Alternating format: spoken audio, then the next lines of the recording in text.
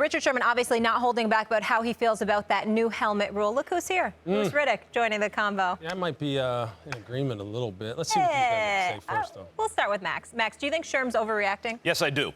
The rule can be tweaked. It doesn't have to be, if a guy changes his level and you lead with the helmet, the refs should be able to use their judgment. You can even go to replay if you have to, which I don't love. But there are all kinds of things you can do to tweak the rule. But here's the thing. Once upon a time, there weren't helmets. Then there were helmets. I'll bet you some guys complained. Then once upon a time, there weren't face masks. And then there were face masks, and I'll bet you some guys complained. Then there was no head slapping, and some guys complained, right? Deacon Jones. And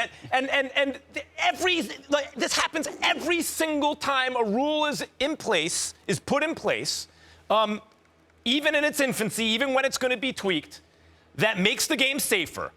Like clockwork, that a defensive player, minimum, a famous defensive player, but usually many of them, will complain.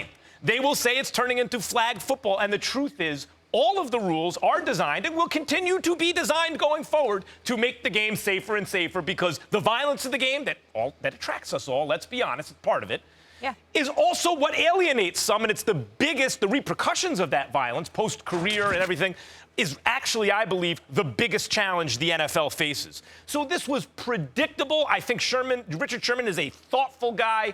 I think he makes good points. There are ways to address those points without saying, just scrap the rule. There may be. There may be ways to adjust the rule. And I'll tell you what, this is how I would adjust it. These are some of the things that I see. Look, when you're playing the game of football, hits with the top of the head, the crown of the helmet should be illegal. They've been illegal since I started playing football, and I understand why. Look, when you get yourself put in that kind of situation where you're hitting with the top of your head, you're putting the other player at risk, and even more importantly, you're putting yourself at risk. Okay, I had a cousin, Tim Lewis, who was a first-round pick of the Green Bay Packers.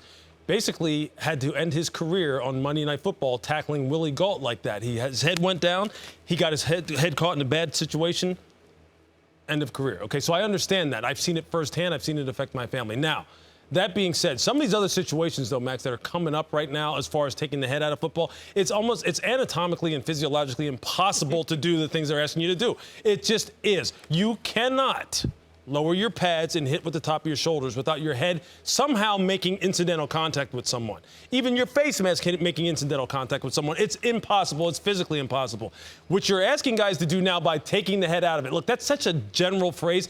You tell me in a game of inches, in a game of pad level, where runners are continuously at the point of impact, lowering their head and lowering their pad level to gain extra yardage, what a defensive player is supposed to do? You're telling me, in essence, you're telling me he has two choices. To take the head out of the game, because that's what everyone wants to say. No, we got to take the head out of it. There's only two ways. One, either you jump on everybody and bear hug them like this. Everyone. Stop motion. Remember, stop motion. Exactly. Or you lead with your feet and karate kick people in the face. That happened in water boy. Exactly. You know what I'm saying? And you know what? Like that sounds ridiculous. But the truth of the matter is this: referees on every play, just like they could call holding on every play, probably call pass interference on offensive players as well, defensive players almost every play. It's going to become so subjective. Right. Except here's the kicker, though. You don't get thrown out of the game for offensive holding. You don't get thrown out of the game for defensive holding. Referees could literally change the landscape of a game instantly because of a subjective call in something that right now has so much gray area.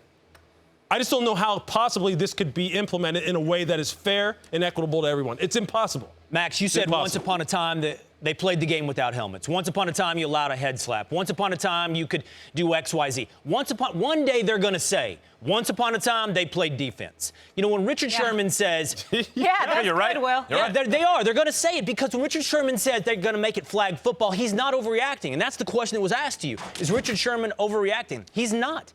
Think about the level of rules, the layer upon layer of rules that a defensive player like Lewis in his prime had to think about. Actually, he didn't, but now they do. Yeah. You have to hit below the neck. You have to hit without your head. You have to hit, you can't whip somebody to the ground. You can't land on them and drive them into the ground. Think about the many things that happened, by the way, this weekend in the Vikings-Jags, where the perfect sack, the guy just followed through on the sack, and it was called roughing the passer. The amount of calculation that a defensive player has to do to make a routine tackle now is beyond the level of expectation. Now, you want to tweak it? You want to tweak that rule? Here's my problem with that. You're layering rule upon rule upon rule.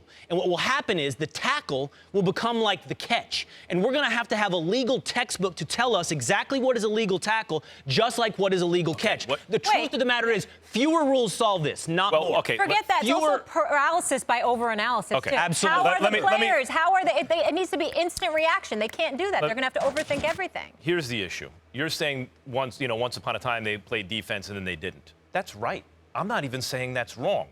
The game will change. It will not resemble as closely as you would like the game that is now played. That will happen over time. That has happened over time, right? Helmets, face masks, head slapping, etc. That happened in the NBA even.